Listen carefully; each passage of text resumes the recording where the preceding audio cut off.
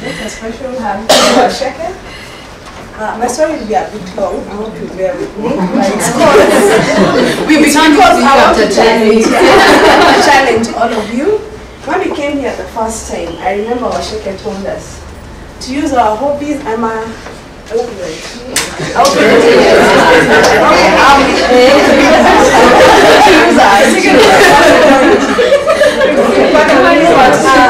sat down and thought about my skills. And I asked myself, what are you doing with your skills? I'm a trained graduate teacher. Yes, you can see. Secondly, I'm a trained journalist and experienced. 10 years award-winning journalist. 3, I'm trained in sales and marketing. And 4, as we speak, I'm a public relations practitioner. So I asked myself, Claire, what are you sitting on? Why are you sitting on all these skills? You've got to do something about it. Then we haven't looked at the talents. I looked at myself, I can swim.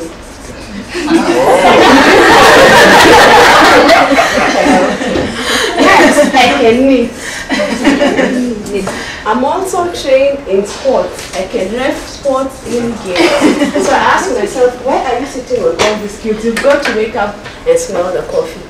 So I smelled the first coffee. The first coffee, I said, what can I do to pay my Centronomy class? I can knit. I'm a journalist. I can edit. So what did I do? I advertised my skills. Got 2 manuscripts to edit. I'm finishing. I'm going to earn 200,000 from those manuscripts and the books. 2, I asked myself, I'm on leave and it's raining. What am I going to be doing in the house? Housework? Or what am I going to do? I realized I'm very good at knitting. So I went looking for knitting needles and thread. I'm knitting scarves, which I will sell to you.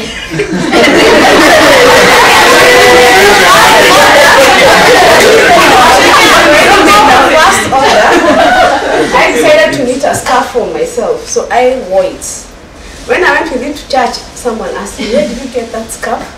I told her I needed it for myself. How much would you sell for me? I told her 1,000 bob. I thought she was joking.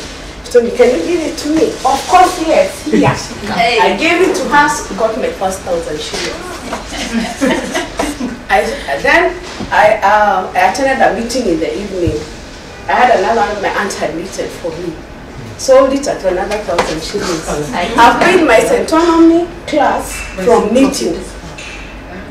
Today I got my 4th check of 3,000 shillings. It's here in my bag.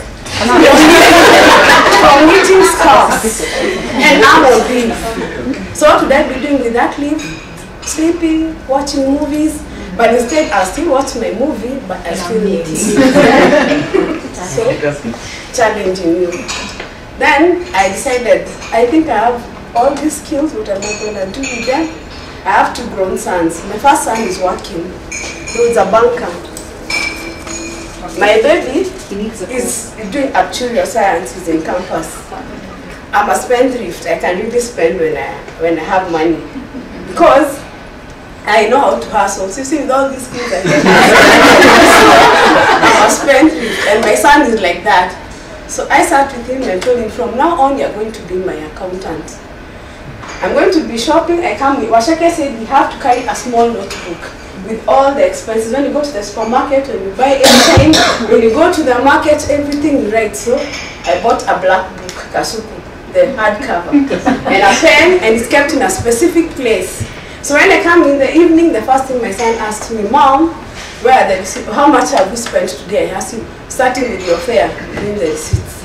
So he's keeping a tab of everything we spent, to the extent that if I go with him somewhere, he reminds me, Mom, you're supposed to be saving something. So what have we done apart from that? We've gone out of our house. Okay, there's a car boot sale coming up in church. So we looked at what don't we need. We have enough clutter in our house. Because I travel a lot, I'm in the tourism industry, so everywhere I go, I buy a memento or something. So we're like, Mom, so you can make money out of this thing. So we've already sorted out what we are selling at the car boot sale and what we're gonna keep. So get rid of your flossets. That's another thing I want you to remember. They're not necessary. You might have so many things. Handbags, shoes. Shoes you've worn one pair once. Handbags, jewelry. Send it and start an emergency fund. You don't need so much. You can use what you have.